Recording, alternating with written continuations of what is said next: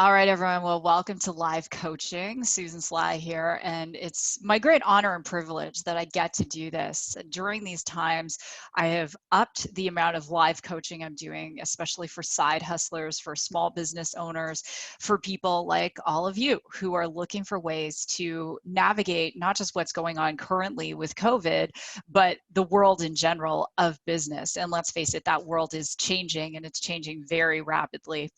And I would love to, just before we get into some coaching, just do a few quick announcements. So number one is live coaching is going to continue weekly up until everyone gets opened up again. So this is the way that I get to serve. If you don't know, I am a certified coach. I am the CEO of two companies, the co-CEO of a second company.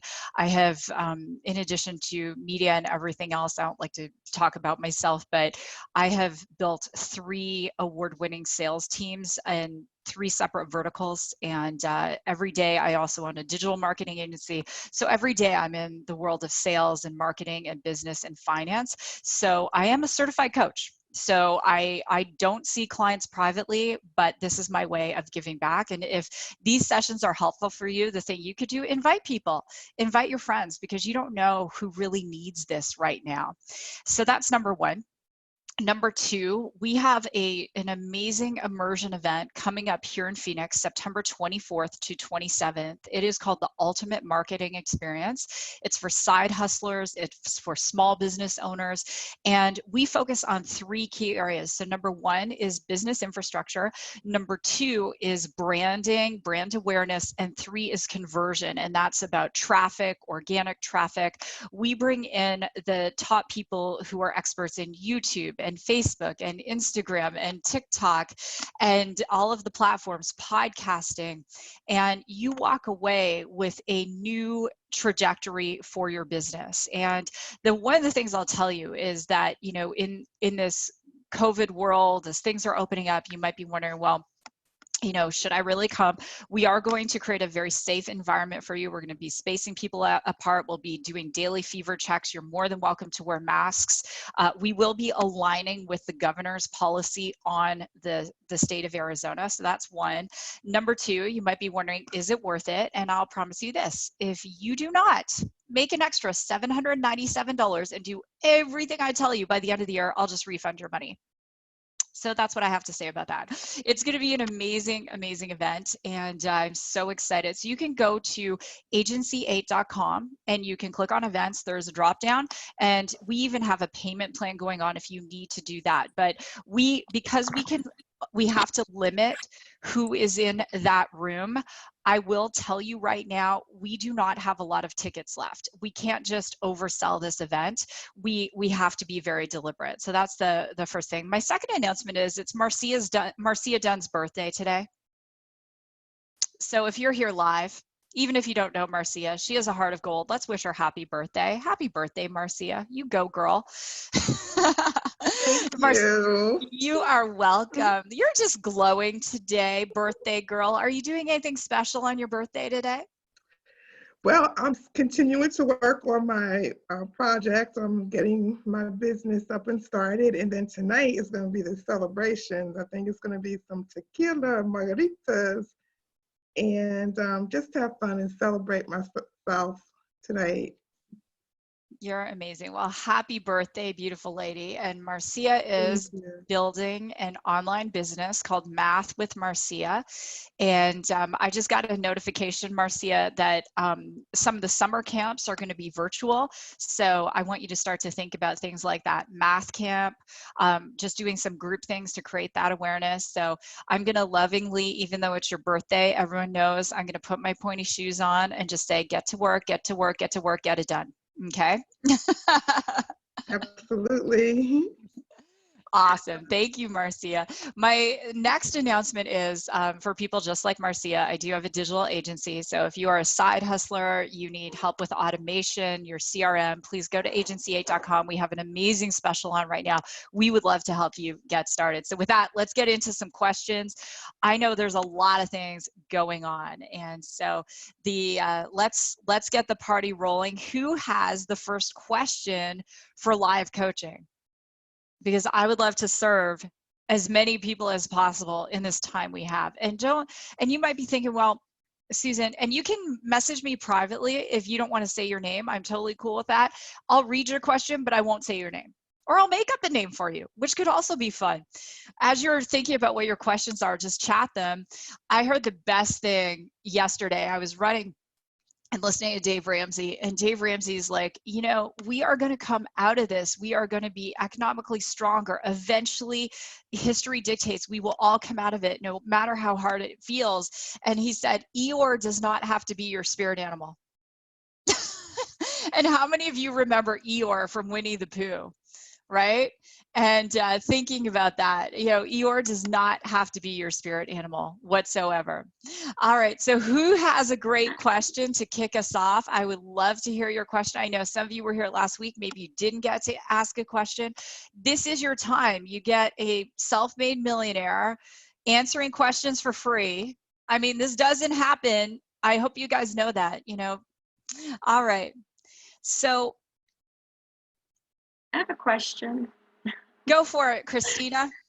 How do you get out of your own way? Like, I just can't keep it simple because I just get so wrapped up of saying the right thing, the wrong thing, the this, the that. I connect really well with people, and I have tons and tons of leads and people that I reach out to, and then I get scared and I get nervous, even though I know I have something amazing to offer. I have great success stories with about 30 people that I've coached and worked with on the products, but I don't know, I get very nervous when I don't know I can't put my finger on it, so. All right, well, I've got an answer for you. I've been asked this. It's a great question, Christina. And one thing I want everyone to know, I'm not one of those coaches who's going to make you feel bad for asking a question. In fact, I'm going to celebrate you. You know, like there are no bad questions. I just do ask that we don't mention specific brands or company names. So you had a lot of people in the live chat going, that's a great question. I have that question too. How do I get out of my own way? So I want everyone to do this. Put one hand out like this. Okay, this hand is get started with me, do business with me. And then I want you to put one hand up like this. Don't get started with me, don't do business with me. So this is what Christina has going on. So let's take this hand down and just this hand. So why is it? Why is she in her own way? There are a lot of reasons, but they all boil down to one reason. And that number one reason is being a good receiver. A lot of times when I wrote the book, The Have It All Woman, and you know, the reason I stopped working exclusively with women, and there are a lot of men here today, is because I really, you know, I started to, you know, just pray on it. I was looking at my Facebook analytics. I was raised by a single dad, and I started to see more and more men were listening into the messages that I was giving. And so my heart just expanded. But I mention this because when I used to do the Have It All Women's retreats, which were based on the book that I wrote that was endorsed by Jack Canfield and John Gray, I wrote that book over 10 years ago before we started to ask, can we really have it all? I used to say to the women, you know, they were like, why am I in my own way? I said, because you're a horrible receiver. You're deflecting all the time. You're just deflecting. You know, it's like, oh, that's a really great top. Oh yeah, I got this at Target on sale. Well, who the heck cares that you got it at Target on sale? Oh, you look so great. Well, I'm not there yet. I still have 30 pounds to lose. Shut up. Just accept it. Be a great receiver. Christina, you just said you have 30 freaking client successes. There are people online with businesses telling people, oh, I'm an expert. I'm going to help you build a 6-figure network marketing business, or I'm an expert at building funnels. They've never built a funnel. They've never made 6 figures. So take it from someone who actually has and is telling you right now, you're a horrible receiver. That's what this is about. You feel guilty about success. And people who feel guilty about success and are not good at receiving, this is what they do. They get overwhelmed. And then they say, well, I'm getting in my own way. They're overwhelmed. They're overwhelmed because at some level, there's a part of them that says, I don't deserve success. I don't deserve receiving money for what it is I do. They tend to give away more in ways that they end up feeling resentful for. I took the psychology of all the different personality types and I created 6 personality archetypes, and I could see them, you know, so often when I'm coaching people and mentoring people. And one of the archetypes, her name is oh gosh, I have to think of her name. I can see her very clearly, but what she does is she helps people and helps people and helps people, but there's part of her that begins to feel really resentful about it, and she has a hard time receiving and a hard time accepting. And so what I want you to think about, Christina, and for all of you, I want to share with you how this shows up if you're a bad receiver, because I think this is a great question. And I'm not pinpointing Christina. I just was on just before we started live coaching, a friend of mine is a president of a multi-billion-dollar company. And she said, there's this person who, you know, says his career, he's so grateful because you kicked his butt. You took him aside once and said about this person, you said, someone who has this in their background should be making a lot more money than you are. And Christina, I'm going to say it to you. You should be making a lot more money than you are, and you can. And so let's help you get there right now and have this breakthrough. Okay, so let's talk about success guilt. What does it look like? When we are guilty about our success, we have a lot of highs that are very high and a lot of lows that are very low. And people who tend to feel guilty about receiving, they have other behaviors that they do. They tend to stuff their emotions with food. They will get really energetic, and then they'll get really tired. They'll go in bits and spurts, and they'll have, you know, days where they're on fire and they're prospecting. And then as things are starting to work, they end up going and retreating, and then they can't be found. And then they question, should I really be doing this? So if that sounds familiar to anyone, just in the chat, let me know. You don't have to say it's you, but if this sounds familiar at all to anyone, yes. Okay. So the first thing we have to do is, number one, our highs can't be too high and our lows can't be too low. And we can't look externally for validation. That validation has to come from within. So your good days aren't contingent on getting new customers and clients, and your bad days aren't contingent on, I had no revenue today. It's about that even keel. All right, that's the first thing, because you're going to burn yourself out and you're going to end up going from business to business to business and never having the success you deserve, that you do deserve. Somewhere as a child, you were told, and you might have been told any of the following, like, you know, rich people are bad, money doesn't grow on trees, who do you think we are, the Rockefellers? The list goes on and on. But somewhere as a child, you developed a program that said, you know, receiving money is bad, being successful is bad. So no matter what it is you do, you buy a lottery ticket, you're never going to win. Even if you win, you're going to lose all the money, like most of the lottery winners do. Most people who play the lottery don't feel they deserve success. And I would estimate that a very significant percentage of the population has success guilt.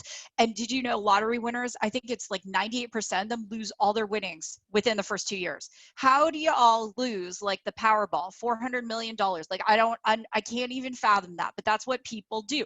That's why people with success guilt, they lose weight and they gain it back. They lose weight and they gain it back. They get in a good relationship, they sabotage it, and they end up with someone who's abusive to them. Let me all tell you how I really feel about success guilt, right? And you might be wondering, Susan, what do you know about it? Because I used to have it. I'd make money and I'd spend it and I'd sabotage it. I'd become successful. I'd get new clients and then I'd retreat and run away. I'd date someone. It was like a healthy, supportive relationship, and I had to end up with like an abusive alcoholic or someone who cheated on me because I had worthiness issues. And so Christina is wondering, well, how the heck did you get rid of them? It was the following things I did. So number one, the high's not too high, the low's not too low. Number two, it's getting rid of the scarlet letters. When Nathaniel Hawthorne wrote the book, The Scarlet Letter, Hester Prynne had to wear the A for adulterer, right? So some of you are, men and women, are wearing D for divorced. You're not freaking divorced, you're single. Some of you were abused. You're wearing the A for abuse. Okay, the abuse is over. Stop giving purpose to your pain. Some of you are wearing a B because you once went bankrupt or you lost a house in the recession. Oh, well, that was the past. Okay, you're in the process of rebuilding your wealth. Get over it. Okay. So you have to literally cut the scarlet letters, and we're all human beings and we're all capable, and we can do anything we dream. We really, really can. There are people right now thinking about businesses that are going to be the next Ubers and WhatsApps and Instagrams and Pinterest and all the businesses we talk about in 10 years, just like there were 11 years ago during the recession, and they had the guts to do it and they weren't feeling guilty about their success. The third thing, this worthiness factor. There is someone you have to forgive, Christina, and the work is the work is the work. So I want to recommend a book to you that might not be the right book for all of you, but this is an oldie but a goodie. It's called Excuse Me, Your Life is Waiting by Lynn Grabhorn. Excuse Me, Your Life is Waiting by Lynn Grabhorn. My book, The Have It All Woman, which is available on Amazon, is also a great book to get over your deserve issues. Okay, so those are three things, but the fourth thing I'm going to give you as a piece of practical wisdom is focus on the activities and let the results take care of themselves. When we focus only on the activities, the results take care of themselves. And so some other wisdom that I want to give you is focusing on, you got so fired up. You're almost like, I have 30 success stories. Like, I want that Christina to show up, not the other Christina that shows up when she's feeling overwhelmed. I have 30 success stories. Yes, you do. So focus on getting 100. Be a collector of success stories. Be a collector. Every single one of you, write this down. I am a collector of successful client stories. I don't care what business you're in. I am a collector of successful client stories.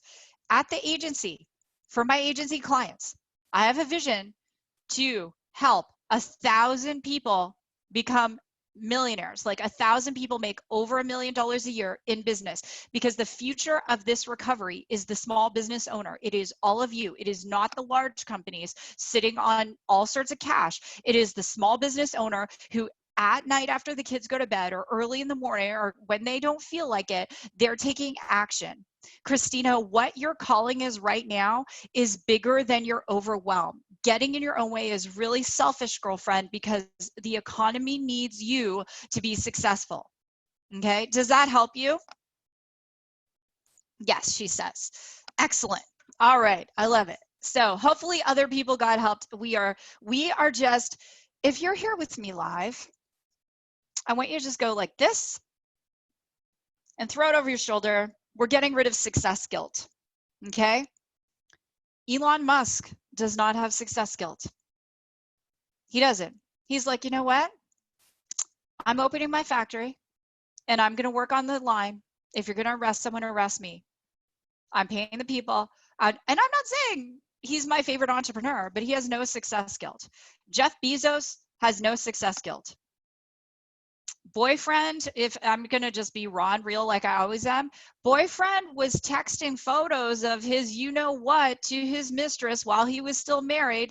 Anyway, his beautiful wife, when they got divorced, she got a massive amount of money, and she's a billionaire now. Well, she was married to him, but now she is, and she has committed as a group of billionaires to giving away all of it in her lifetime. And the first person to celebrate her was actually Jeff, because he realized it, but he had no guilt. You know, anyone who's super successful, it doesn't mean they're a good person, but they definitely don't have guilt around being successful, and nor should you. Just go be successful. It's all good. Yeah, and Elon's moving his ops to Texas, and maybe the state of Texas will let him name his son that name that no one can pronounce. All right, next question. All right, Judith says, I am a starter. I'm a really good starter, but how do I become a finisher? This is a great question. It's similar, and it's for all of you. You need to set micro goals. Good starters set big, huge goals, and they get really excited by them. And I call it big hat, no cattle. They set these huge goals. I'm going to lose 50 pounds. I'm going to make $1 million a year. I'm going to do this. Set micro goals. It will humble you. It will also bring you more confidence, and it will also prevent you from quitting. So what's a micro goal? So beautiful Jessica's here. She's an autism consultant. She has online products. She does face-to-face work. She does it all, and she should, because she's building her brand and her reputation. So Jessica says, okay, Jessica has been my student. Happy anniversary, Jess. Jessica has been my student for years. So when we first started, for Jessica in her business, having her first, what is it, like $3,000 a month or something, that was a micro goal for her as she was stepping away from a job into her own business. And then the next goal would be a $4,000 a month, and then a $5,000 a month, and then a $6,000 a month. Those are great micro goals. I set micro goals for myself, and that's how I achieve. And I have found micro goaling, which, you know, I still feel is the most effective, is really how we stay focused and we don't quit, because it's giving us that little hit of accomplishment every single time. So I have my 20 vision book here that I make these every year. And there are, I don't know how many goals there are this year. I think there's 500 micro goals. So let me give you some examples of different categories. So let's say your health. You might say, I am easily releasing 1 pound, and you're like, whoop-de-doo. But even, and I know many of you are believers, you know, it's written, to him or her who has been given, more shall be given. And so if you can value releasing 1 pound, then you can value releasing 2 pounds and 3 pounds. It's the same thing with saving money. I am easily saving $10. There's a study I reference all the time that came out of Texas with savers. And there were 2 groups of people, one who set the big goal at the beginning of the year, and then the people who set the micro goals. Now, the big goal people laughed at the micro goal people, but at the end of the year, the micro goal people actually saved 30% more money than the big goal people. All hat, no cattle, right? Even at the agency, we're teaching people micro goals. Just send out your first email, add 5 people to your CRM. I had an email or a message from someone yesterday who, you know, didn't listen to what I said, you know, professional speaker, highly paid. And when the economy was in momentum, getting $15,000 a talk, writing books. And I said, honey, you need a CRM. You're not collecting your leads. You know, you're just relying on the post and pray method. And he sent me a message and he said, I wish I had listened to you, because here I am now. I'm not speaking. You know, he was a 6-figure annual speaker. I'm not speaking. Other than my social media, that's all I have. And, you know, I said, I'm always here to help you when you're ready. But, you know, these micro goals, and people laugh at me. They're like, oh, that's so stupid. Well, laugh at me and laugh at Dave Ramsey, because Dave is saying the exact same thing, but just with regard to money. Do your debt snowball and just start and, you know, ping off the lowest one and keep on going. It's the same thing for someone who is a great starter, poor finisher. You're setting big, huge goals, set smaller micro goals. And I would say to everyone, Mark Victor Hansen, co-author of Chicken Soup for the Soul, said this to me. We were doing a speaking event and we were sitting down afterwards. We were in Dallas. He said, Susan, I challenge everyone to write 100 goals and, you know, in 24 hours. And you guys have heard me say this before in coaching. Jess was there. And I said, and he said, within 24 hours, 10% of them are going to be on their way to coming true. But I know only 10% of you will write 100 micro goals out.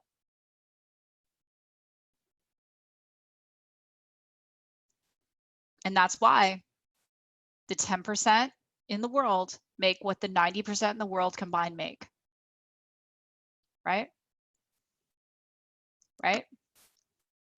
And that's why, you know, that's why of the world's wealth. And it's not inequality. People are like, oh, the world's wealth, it's unequal. No, the world's wealth is because the 10% are willing to do what the 90% won't do. That's why 90% of people who set New Year's resolutions never follow through. So you set the micro goals, you just go small goal. If you're in a business, let me give you some other micro goals. You probably spend more time in your head, and write this down, get in your head, you're dead. You probably spend more time in your head thinking about all the stuff you need to do as opposed to doing it. Right? Who can relate to that? Stephen, that's a beautiful question. So writing the 100 goals, just seriously carve out time You might put on some music that's, I suggest music with no words because the words can be distracting. And you just sit down and let it rip, brother. You just start writing, like I used to do an exercise with people called the I want game. And, Marcia and I might go back and forth. I'd say, Marcia, what do you want? And we keep going. And I just keep asking her for 5 straight minutes, what do you want? What do you want? And so people can think about it. You can get a friend to do it. 100 questions, jump on a Zoom, a FaceTime, right? I could say, Amanda, what do you want? What do you want? Until we get 100. You don't set goals because you feel you're going to fail. And some of you feel you're going to succeed, and that terrifies you. Well, guess what? Writing your goals on paper only means something if it means something. And technically, it really means nothing, except you're sending a very loud, clear message to God that this is what you want. Ask and it shall be given, seek and ye shall find. But most of you aren't asking. You're just so focused on the following principle. So let's say, as an example, Ralph and I are going to go to driving school. We are going to go and learn how to drive Formula One race cars. Okay? If we go and do that and we spend whatever, $2,500 to go do it, Ralph's really excited. The first thing our teacher is going to teach us is to not take our eyes off the road. Because when you are driving a race car and you are going over 200 miles an hour, guess what? If you look at the wall, you're going to hit the wall. If you look at the road, you're going to stay on the road. By doing these micro goals, it helps you stay on the road, because what we focus on, we find. So if we're focused on the wall, we're focused on the economy, we're focused on COVID and 300,000 deaths. 300,000 kids died in swimming pools last year, but we didn't shut down the economy. And I think that is really freaking sad. Yes, people are dying. My mentor's wife passed away yesterday from COVID in a senior care facility.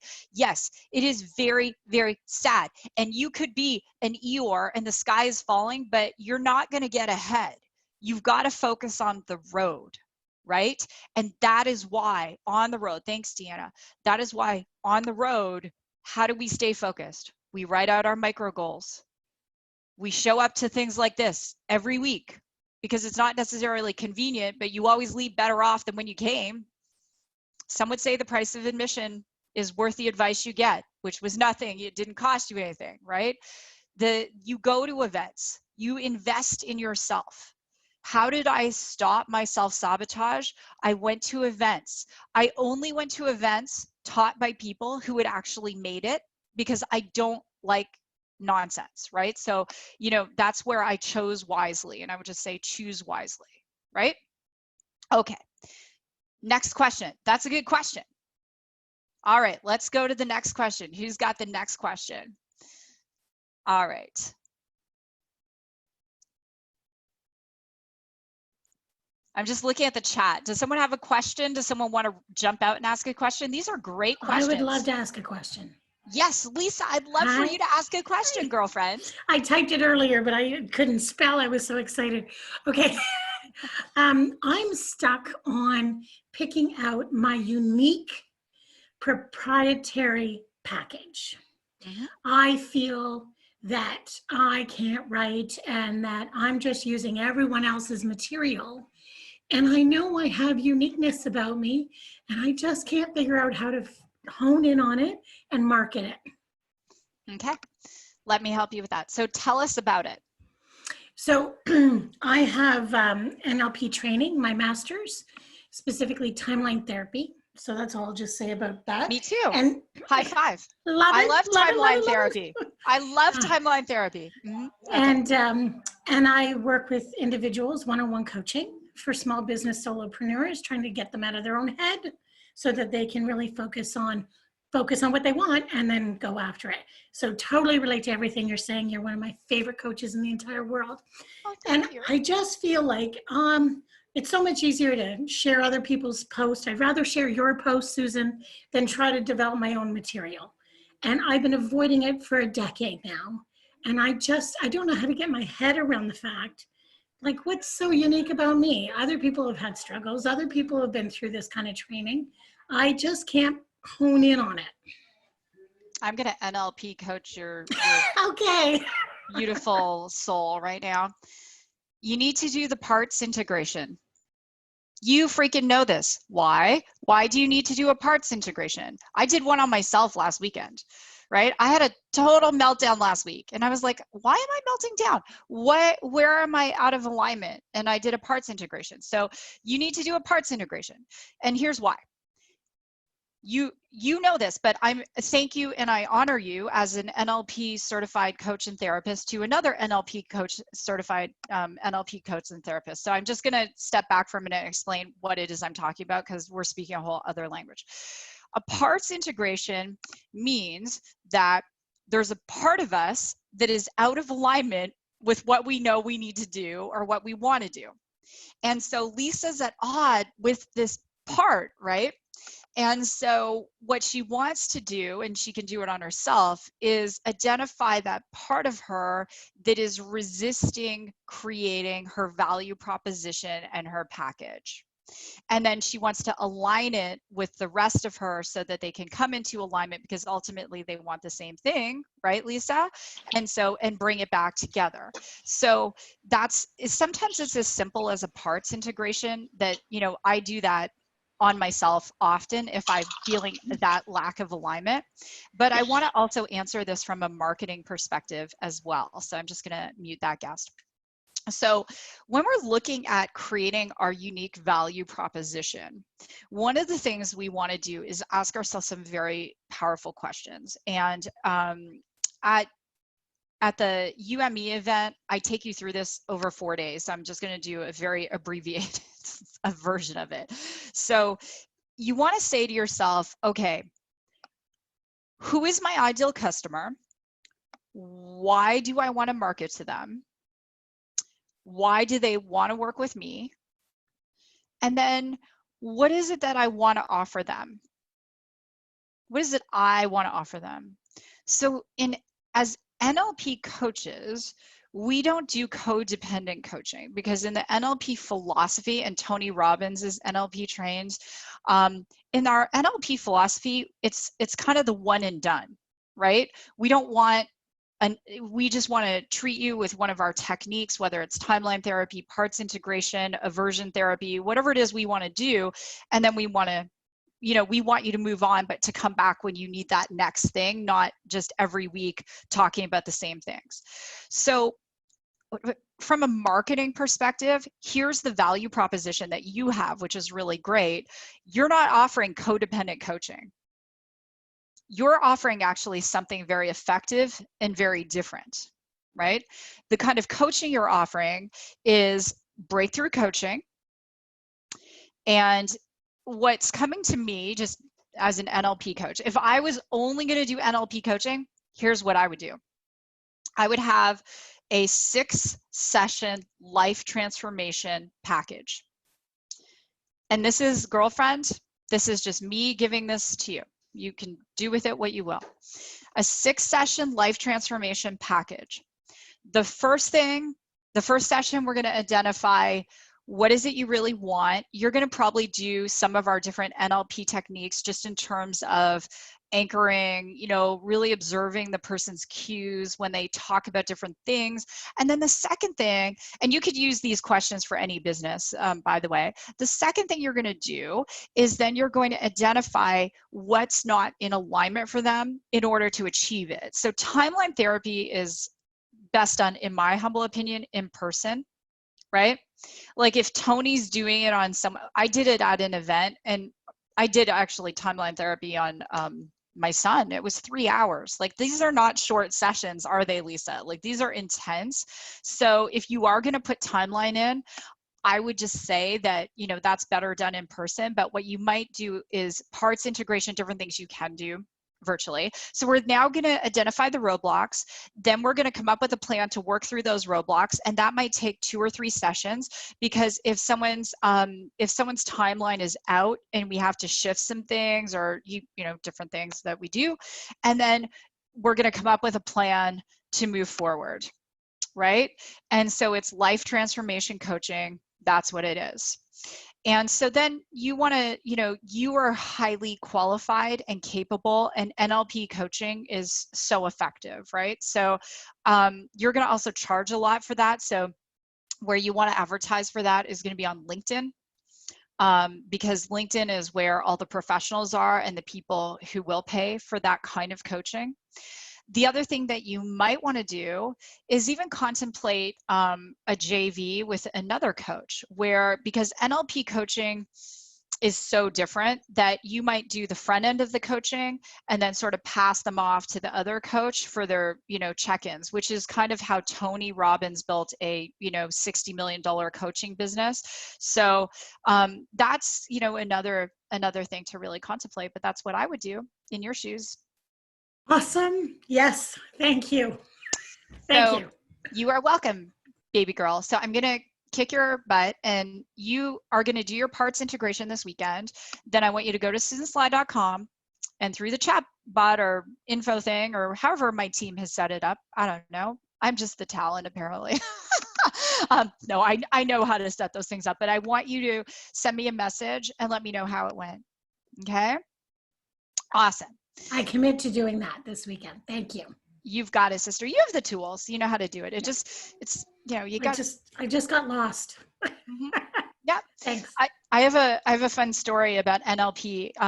Sometimes I teach a 4-week NLP intensive for people who aren't NLP practitioners, and we make it related to sales and business.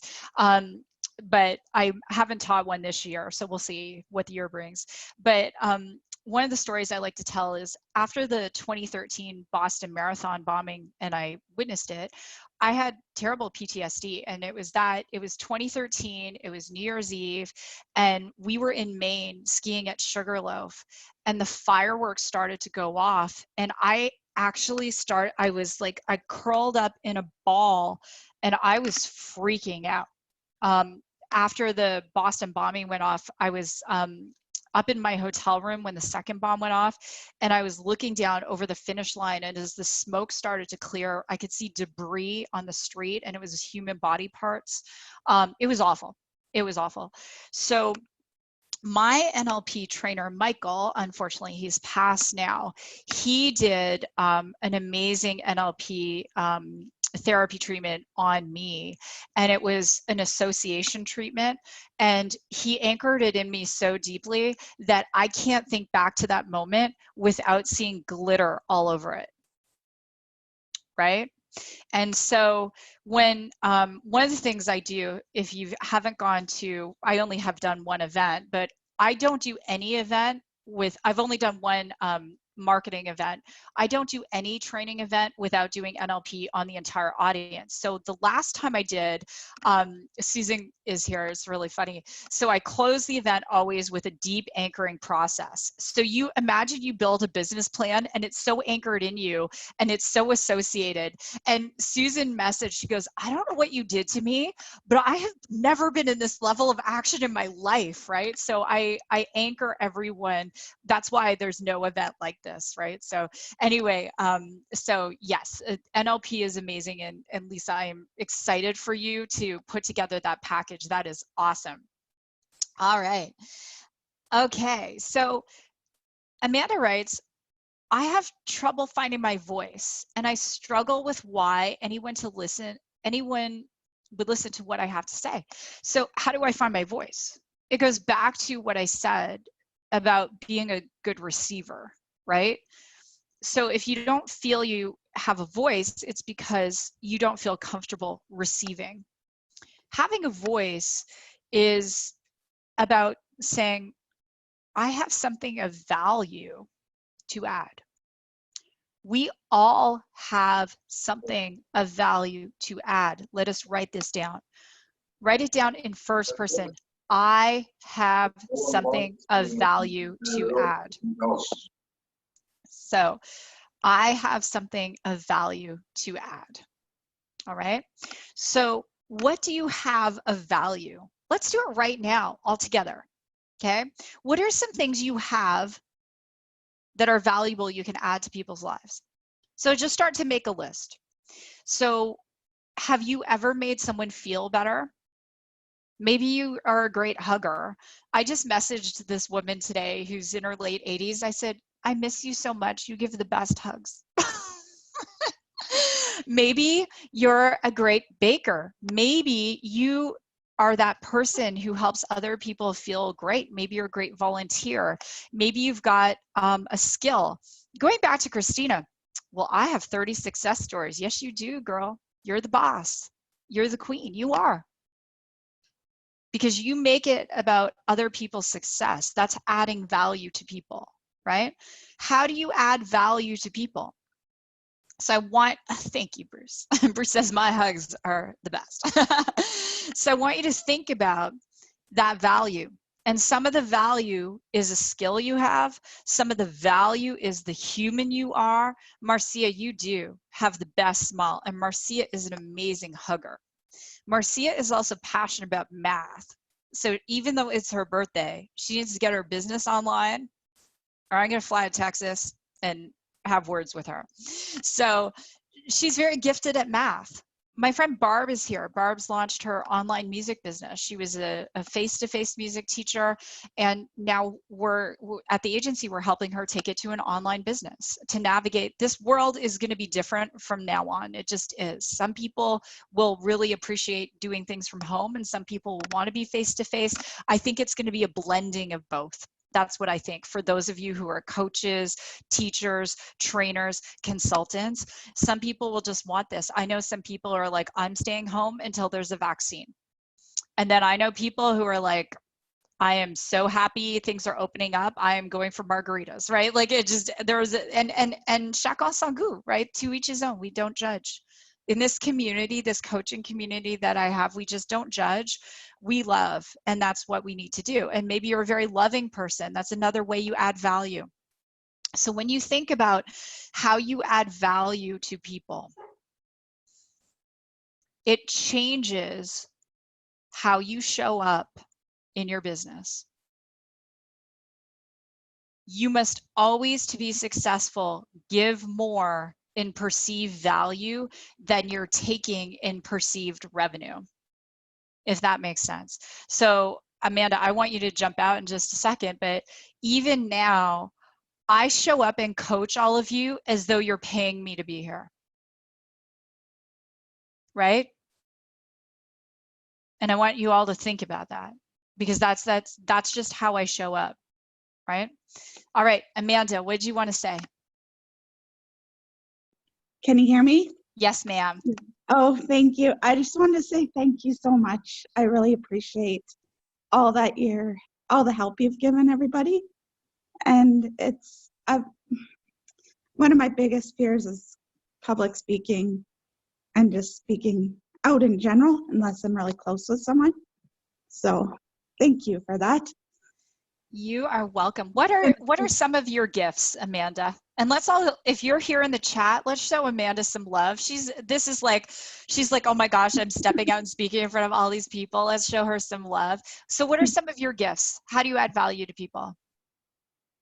Well, I love to help people, and I've always had a really helping heart. I've known since I was 13 that, because I was a healthcare aide for a while, so I just have a heart of helping people. So, and I don't know. I guess it's just finding out what my gifts are. So I'm going to give you a challenging piece of homework. Yeah. So if I were your coach, this is what I would have you do by next session. You ready for this? Yeah. Got my pen. Scary. Yeah. I want you to reach out to 10 people, 10, not 9, not 7. And I want you to ask them what they feel your gifts are. Oh.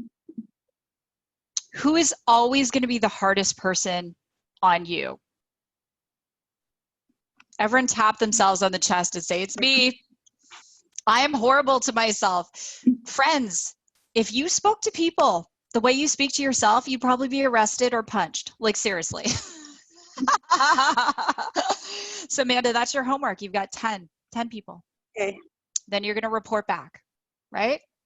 yeah, ask them what my biggest, what, sorry, What are my gifts? And you're what are say, my gifts? yeah, so Okay. here's how you are going to frame it.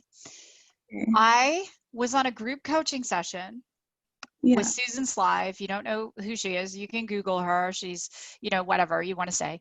And then you say she challenged me. And I'm at a place in my life where if someone respects is that I respect and admire, challenges me to do something and it's not going to hurt anyone, I'm going to do it because I'm tired of being in my head. I'm tired of the resistance. Everyone write this down. Resistance is exhausting. Every single day in my daily notebook, I write, God, I surrender to you. Oh. Right?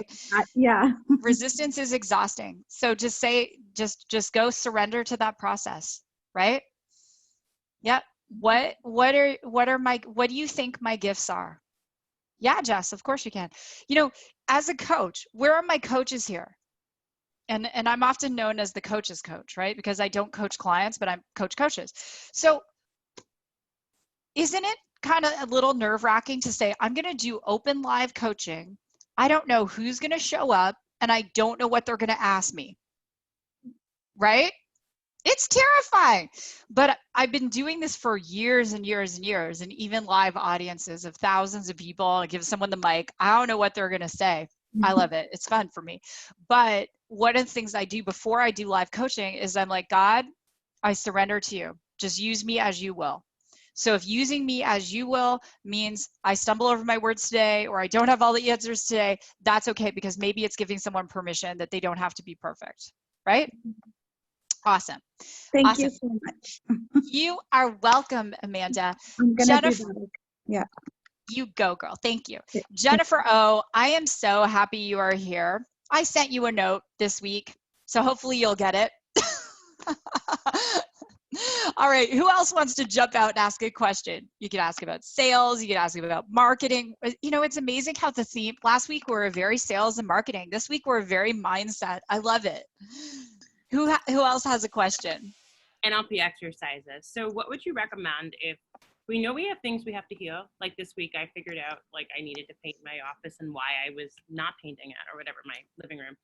But what if we have entire years blacked out? What would you suggest is like a first step in remembering? Even, I know I've blacked out like decades of my life, like probably the first 2 decades, I remember very little. So how would I go about healing that if I can't even remember it?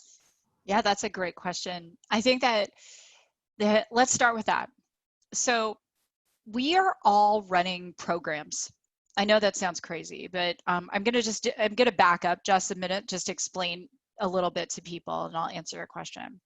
So we're all running programs. So when babies are born, they're only born with 2 fears, the fear of falling and the fear of loud noises. That means that we create all of our fears, and we create them because of our perceptions of the world, right?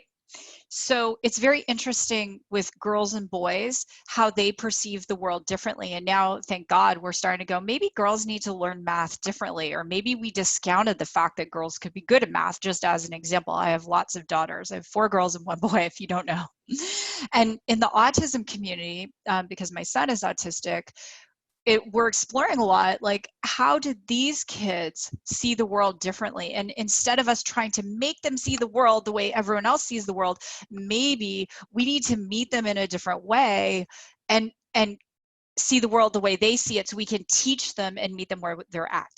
Okay, and the reason I explain this is because our programs beneath the surface, the ones that tell us that we're never going to lose weight, or we don't deserve to have a loving, beautiful, supportive, sensual relationship with a partner, or that we can't ever be successful in money or write a New York Times bestseller.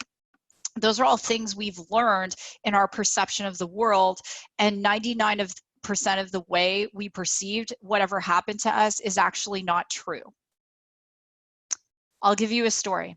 When I was a little kid, my dad's side of the family are Chinese Canadian, and I was the fat cousin. all my cousins were super thin and I was the fat one.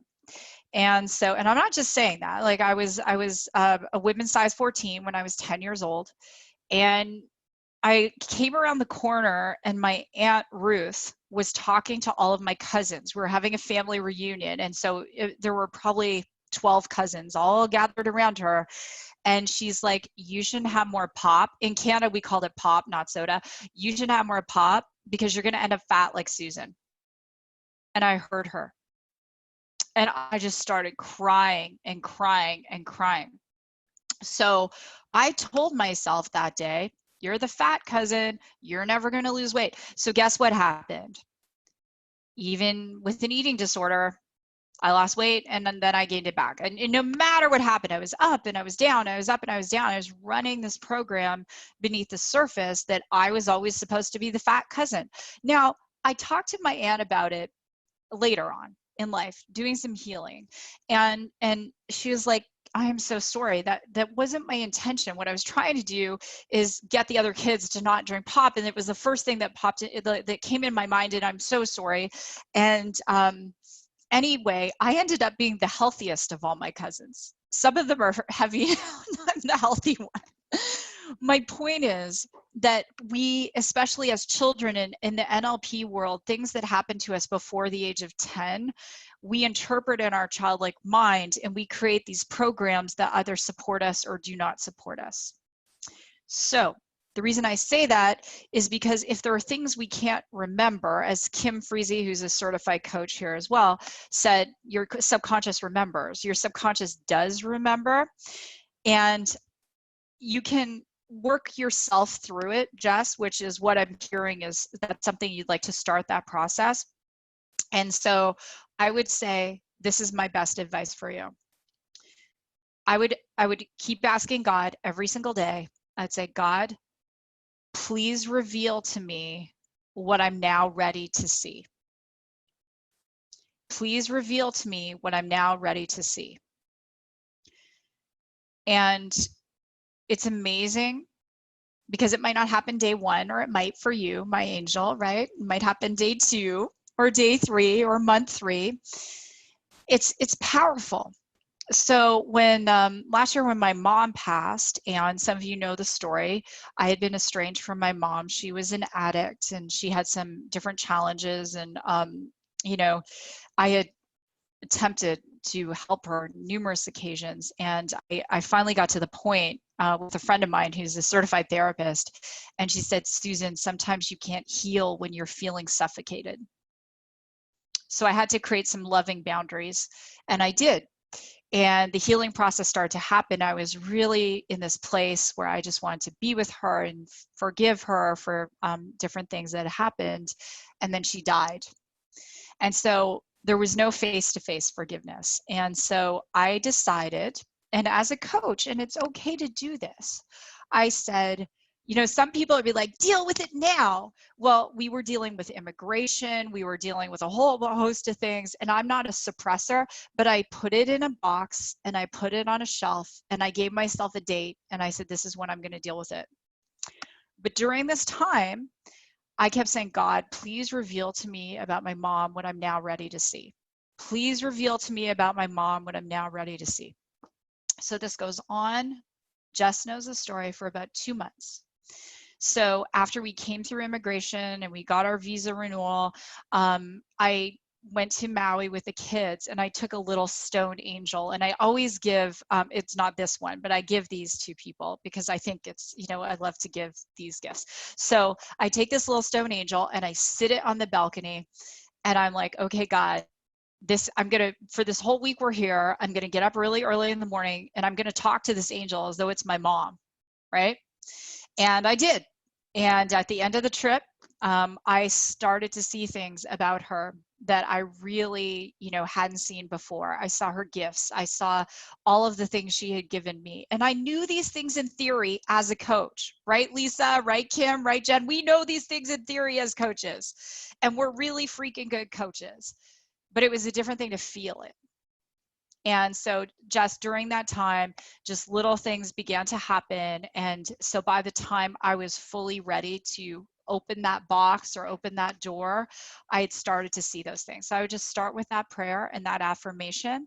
And the other thing I'm a big believer in is, some people call it autonomic writing, but I'm a big believer in just taking your journal, having a blank page, going into prayer and being like, God, please reveal to me what I'm now ready to see, and just start writing. And it might not even make sense, but remember, you're going to start to pull stuff up that might be from when you're very little, and it might be the child just saying those things and speaking those things, right? And so when the world opens up again, the best physical type of, therapy to remember is using timeline therapy, like Lisa and I were discussing. It's at least 3 hours. Lisa, what's the longest timeline session you've done with someone? You're muted. 4 hours. 4 High hours. five. Yeah. Yeah. That was just the timeline piece. Oh yeah. It's timeline therapy is the best. It's a one and done. I've had it done on me. I did it in my NLP training and clinic. I've done it on people. It is so powerful, but that is the number one best thing to do. It's one session. It might be 3 hours, 4 hours. My friend who's a master practitioner, the longest one I think was 6 to 8 hours. It was like a surgery, an emotional surgery. Well, I want to wrap up with a couple of things. First and foremost, if you're here live, did you get some value today? Did you get some value today? If you would give me, I just, I show up and do these. If you want to give me a shout out on social media, I would love that. You could do an Instagram story.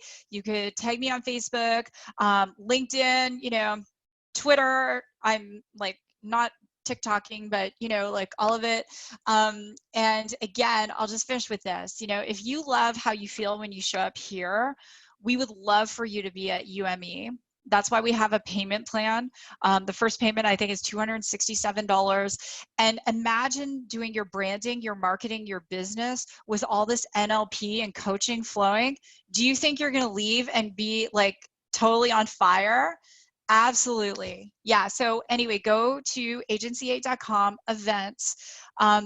I cannot take many more people. I really trust the right people are going to be there. It is an intimate event, but it's, because of COVID, we are being very, very specific of how we space people out. If, COVID shuts things down again, then we will figure it out. We'll deal with it. The other announcement that I have, how many of you want to become marketing experts? Like you want to really nail this stuff? Yeah. So we have a partnership with Digital Marketer, and we can actually certify you in copywriting. We can certify you in Facebook advertising. These certifications can increase your billing rate. So we are putting together a 7-month intensive with me, where you are going to get 11 certifications, like real certifications. As I said, you can bill more. You're going to learn marketing inside and out, and you're going to work with me for 7 months. You'll be like, oh my gosh, I'm over Susan. 7 months of Susan is too much. So we are going to release that, I think probably next week. It is going to be starting in June. And it's going to be amazing and beautiful. And so, yeah, it's going to be incredible. We are going to have a monthly plan for that. We are all going to graduate. If you're coming to UME, we're going to do something special for everyone participating in that program. But it's awesome. So you'll end up with 11 certifications. For the professionals, I know I have my attorneys here, my doctors here, my CPAs here. It will qualify for your CECs. So full tax write-off and CECs. Continuing education credits. Yes. All right. So with that, everyone, God bless. If you're in Canada, have a beautiful long weekend. We will be here next Friday, my friends. I know it's coming into Memorial Day weekend, but I love to serve all of you. So Cassie, the answer is yes. If the border is not open, we will give you a refund. Absolutely. All right. So with that, take care. God bless. You guys are all amazing, and we'll see you next week. Bye, everyone.